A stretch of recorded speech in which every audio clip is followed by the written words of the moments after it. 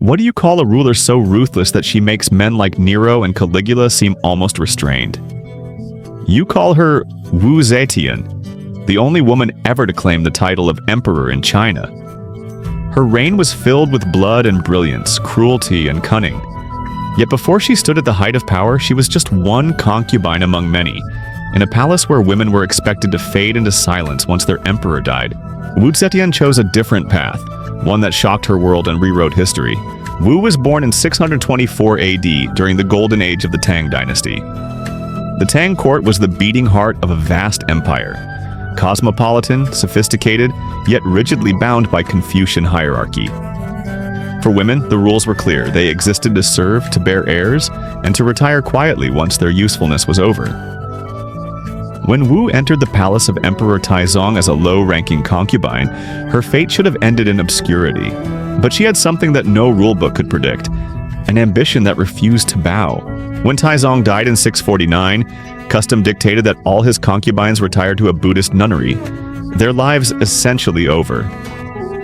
Wu should have vanished into ritual prayer and silence. Instead, she seduced Taizong's son, the new Emperor Gaozong. In doing so, she shattered the sacred boundaries of Confucian order, placing herself in a position both scandalous and dangerous. Gaozong already had an empress, Wang, and a beloved consort, Xiao. Wu knew she would never rise by waiting her turn. She would have to eliminate them. The turning point came with a single act of calculated horror. Wu gave birth to a daughter, but soon after, the child died. Historians still debate the truth, whether illness claimed the infant or whether Wu herself ended the life she had created. What is certain is what followed. Wu accused Empress Wang of murder, presenting herself as the grieving mother.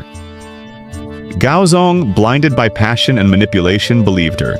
With that single accusation, Wu turned grief into a weapon, shifting the balance of power inside the Forbidden Palace. But accusations alone were not enough. Wu set about destroying her rivals with a cruelty that stunned even hardened courtiers. Empress Wang and consort Xiao were arrested. Their hands and feet were hacked off, their broken bodies thrown into vats of wine, drowning in blood and humiliation.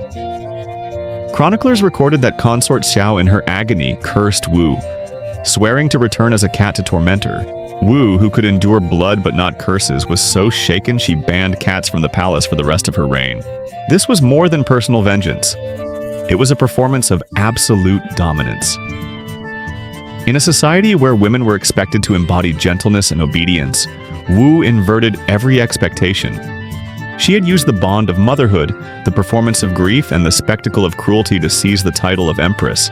By 655 AD, Empress Wang was gone, consort Xiao silenced, and Wu Zetian stood at Gaozong's side as the true mistress of the Tang court. Yet this was only the beginning. What the court did not yet realize was that Wu's ambitions reached far beyond the throne of a consort. She was not content to share power. She intended to claim it fully for herself. And she would use fear, manipulation, and sheer audacity to bend an empire to her will. Once Wu Zetian secured her throne as empress, her cruelty became legendary. For Wu, power was not only something to hold, it was something to display. She turned punishment into theater, suffering into art, and the Tang Empire into a laboratory of fear. Her obsession with control produced tortures that shocked even seasoned officials. One of her most infamous creations was called human swine. Victims had their limbs amputated, their eyes gouged out, their ears sliced off, and their tongues torn from their mouths. The broken bodies were then thrown into pigsties, left to wallow in filth until death came by infection or starvation. It was not enough for Wu that her enemies died. They had to be reduced to something less than human, an object of shame and warning. Another punishment was the bronze cauldron. Prisoners were stripped naked, stuffed into vast bronze vessels filled with water, and then boiled alive as fires roared beneath. Wu sometimes attended these spectacles in person, calmly eating her meals while screams echoed through the palace halls. To her, executions were not private acts of justice. They were performances of dominance designed to etch terror into the memory of everyone who witnessed them. Then came reverse hanging. victims suspended upside down by their ankles, blood rushing to their heads until their brains swelled and burst. Death could take hours, and Wu was said to measure how long different types of prisoners lasted, adjusting the methods like a scientist testing a hypothesis. Her court scribes even recorded these experiments, turning human agony into notes of data. But physical cruelty was only one layer of her rule. Wu understood that terror worked best when it infected the mind. She built the most sophisticated secret police network the ancient world had seen, a web of spies and informants called the Cruel Officials. These were not ordinary guards. They were sadists chosen precisely because of their willingness to torture. The most infamous was Lai Junchen, a man whose name alone could make courtiers break into a sweat. He invented the 10 tortures, from driving bamboo splinters under fingernails to forcing victims to swallow scalding vinegar until their throats dissolved. Even other torturers feared him. Wu also installed bronze boxes throughout the capital, allowing anyone to anonymously accuse anyone else of treason. Husbands informed on wives, children betrayed parents, servants sold out masters. Sometimes it was for gold or promotion, sometimes simply to survive. The palace became a den of whispers where even silence could be incriminating. In this way, Wu weaponized human relationships themselves. No family bond, no friendship, no oath was safe from suspicion. To modern ears, this system sounds hauntingly familiar. Stalin's Soviet Union, with its anonymous denunciations and secret police, created the same culture of paranoia 1,000 years later. The East German Stasi, with neighbors spying on neighbors, echoed Wu's tactics almost exactly. She had discovered a timeless principle. Fear is most powerful when it comes not from the enemy outside, but from the person sitting across your dinner table. The psychological toll was immense. Officials wrote farewell letters to their families every morning before entering the court, uncertain whether they would return alive. Some developed nervous twitches, constantly glancing over their shoulders. Others whispered even within their own homes, convinced the walls had ears. The Tang court, once the dazzling center of poetry, music, and debate, became a wasteland of silence where the only safe words were words of praise. Wu did not stop with her enemies. She spied on her own spies, creating competing networks so that no one, not even her most trusted agents, could ever feel secure. Lai Junchen himself, the monster she had unleashed, eventually fell victim to the system. Wu had him executed when she feared his power rivaled her own. Even the cruel officials lived in the very paranoia they spread, a hall of mirrors where betrayal was the only certainty. Under Wu Zetian, fear became not just a tool of government, but the very air people breathed. The empire still functioned, the taxes were collected, the armies marched, but the people lived as though walking on a floor of glass, aware that the smallest crack could send them plunging into darkness. Wu had perfected the art of ruling through terror, and for now it worked. By the late years of her reign, Wu Zetian had achieved everything she once schemed for. Supreme power, unrivaled influence, and the throne of the Tang dynasty under her command. But absolute power, when mixed with paranoia and age, began to corrode her mind. The woman who had outwitted rivals and crushed conspiracies now found enemies in every shadow, and her empire bore the scars of her fears. Her paranoia first targeted the great aristocratic families. These ancient lineages had long defined the Tang elite, and Wu saw them as threats simply because their roots were older than her own power. She launched purges with chilling efficiency, eliminating men, women, children, even household servants and pets, to erase entire bloodlines. It was not enough to kill the head of a clan. The roots and branches had to be cut down together, ensuring no revenge could ever grow. The scale was staggering. Tens of thousands executed, entire names erased from history in a single generation. The Tang court, once a center of poetry and philosophy, became a graveyard of culture. Scholars and writers were accused of hiding insults and metaphors, or of using coded language against the throne. Hundreds were imprisoned or executed for literary treason. Even dreams became weapons. If Wu claimed to see betrayal in a vision, ministers were condemned without trial.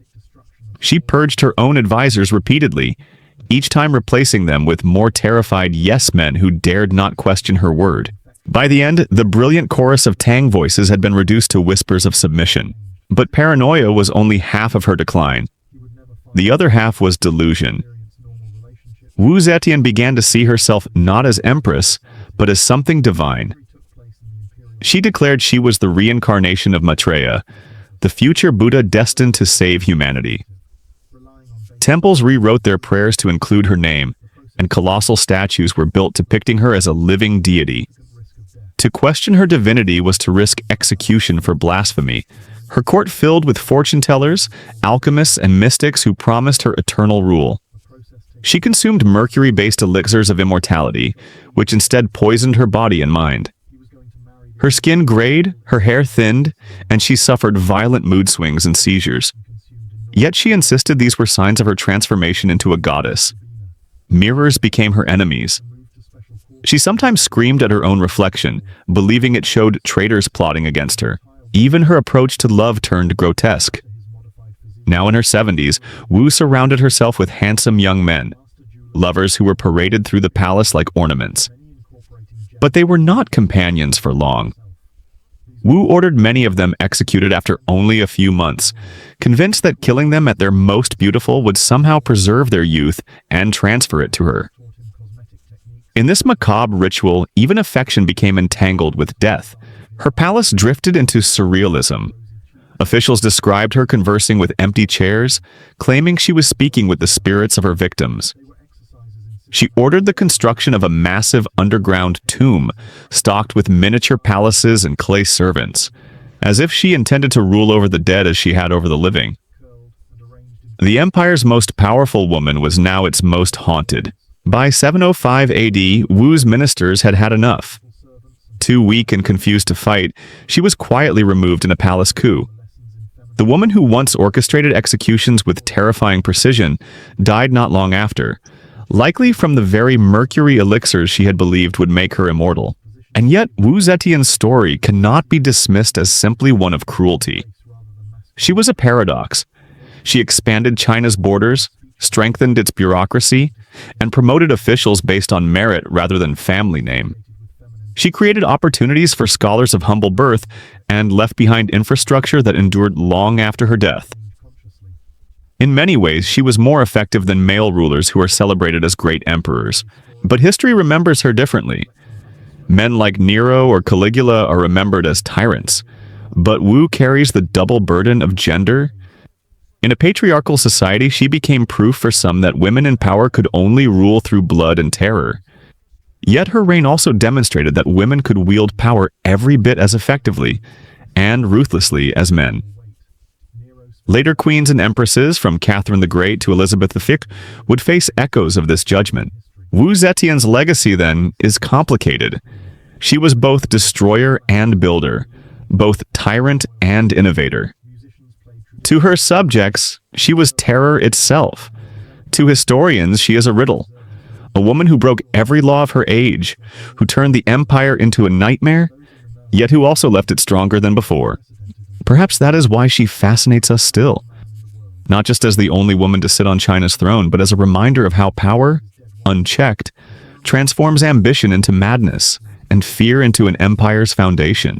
And that was the blood-stained journey of Wu Zetian, from a minor concubine to the only woman ever to rule China as emperor. If you found this story fascinating and want to uncover more dark corners of history, don't forget to leave a like, subscribe to the channel, and share your thoughts in the comments below. History is never truly silent. Its shadows still reach us today, reminding us of the ambition, cruelty, and brilliance of those who came before. Join us again in the next episode where we'll open yet another chapter of the past. Strange, haunting, and unforgettable.